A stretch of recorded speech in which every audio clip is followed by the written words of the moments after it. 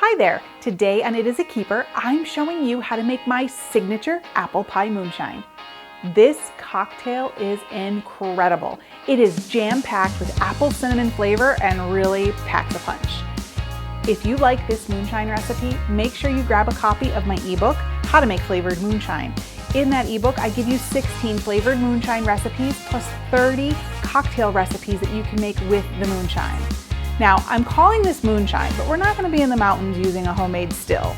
Instead, we're using grain alcohol for the moonshine part, and it's strong, but oh so good. Now, once you make this recipe, you're going to want to have it on hand all of the time. So of course, you should enjoy this cocktail responsibly. Okay, let's get started making this incredible apple pie moonshine.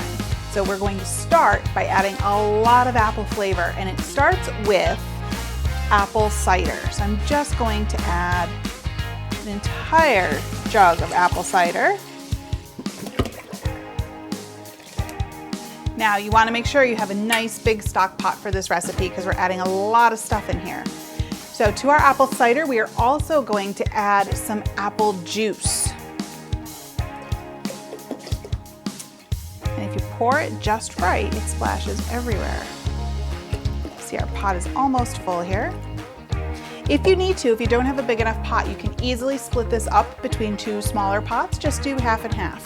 Half in one pot, half in the other. Oh, I can really smell this. This smells like being at the apple orchard. I just love it. Okay, so we need to sweeten this up. We are going to add some sugar to the recipe. Now it's quite a bit of sugar, but this makes quite a bit of moonshine. So we're just going to pour that all in there. A couple more quick ingredients. We're going to add that apple pie flavor to our moonshine. I have some ground cinnamon and I have some ground nutmeg. That's going to give it that apple pie essence. Okay, last thing we're going to put in here, some cinnamon sticks. So I just have whole cinnamon sticks. We're going to drop those right in. And that's it.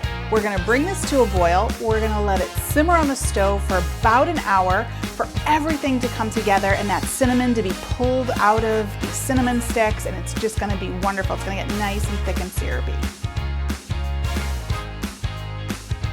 Okay, so our apple pie moonshine has simmered, and you're gonna notice the cinnamon sticks are going to open up and there might be a little bit of cinnamon and nutmeg on the top, and that's okay because as this moonshine sits, everything's gonna settle down. We have one more thing to add to this, and that is our alcohol. Now you want to make sure that before you add your alcohol to this recipe that it is completely cooled, and that's for two reasons. First of all, we don't want our alcohol to evaporate off, and a hot liquid would cause that to happen. Second of all, grain alcohol is extremely flammable, so you don't want to use that anywhere near a flame or a stove or hot liquid. So just to protect yourself, cool it down completely before you add the alcohol. So like I mentioned, we are adding Everclear, and I like to use the 190 proof. This is the strong stuff. Now you may not be able to get that in your state. A lot of states don't carry it.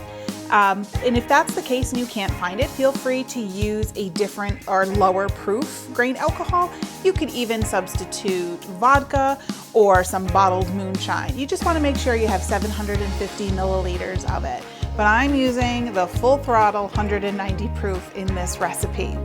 Okay, so let's add our Everclear to the recipe here. We're just going to pour the entire bottle in. Now, if you wanted to make this even better and you wanted to kick up that cinnamon flavor, you could add some cinnamon schnapps. That would really kick up that cinnamon flavor. Add that in addition to the Everclear, and I think that would be really, really good. Okay, the last thing to do is we are going to get this all into some mason jars so we can store it away in a cool, dark place for about 2 to 3 months, because right now it tastes like rocket fuel, and you don't want to drink it right after you make it. It does need that time to mellow. Okay, so let's ladle this into some jars. Now, when I ladle it, I always like to make sure I get at least 1 cinnamon stick into each jar. So just carefully transfer that in there. And you're gonna wanna fill the jar completely up, not to the tippy top, but right up to where that neck starts to show.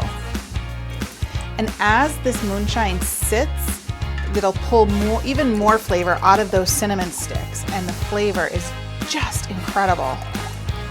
A little bit more. So that's it. We'll take that funnel out. We will put the lid on, make sure it's nice and tight, and then we're going to store it in a cool, dark place. You don't want it to have any temperature fluctuations or exposed to sunlight. You just want it to hang out and get mellow and even more amazing. So I'm going to fill up the rest of my mason jars, and then we will give this a try. Okay, so I have some apple pie moonshine that I made previously, so we're not drinking the stuff that we made today, but you'll notice when you make it, there's some stuff that settles in the bottom, so you want to give it a really good shake and just get everything mixed up. And you get the cinnamon sticks twirling around. I could just see the little bits of cinnamon in the jar. You guys, I can't wait to get into this. So we're gonna pop that open, and we will pour it into our glass. I'm gonna try to keep that cinnamon stick from going in there. So if you look, you can see the bits of cinnamon in the jar. I don't know if the camera's picking it up, but oh, it's so good. And I just love how it tastes so cinnamony. Now, I've had this so many times, I know it tastes good, but we're gonna give it a sip anyway. Oh, you guys, this is amazing. I'm telling you, if you make this for your friends and family, they are gonna want it again and again. So be prepared to share the recipe. This stuff is good. I'd even make a double batch, it's that good. Thanks for watching. You can get the full instructions in the video description below.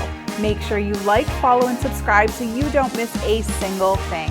And check out the rest of my videos where you can find more of my favorite easy recipes and quick tips. I will see you next time. Bye-bye.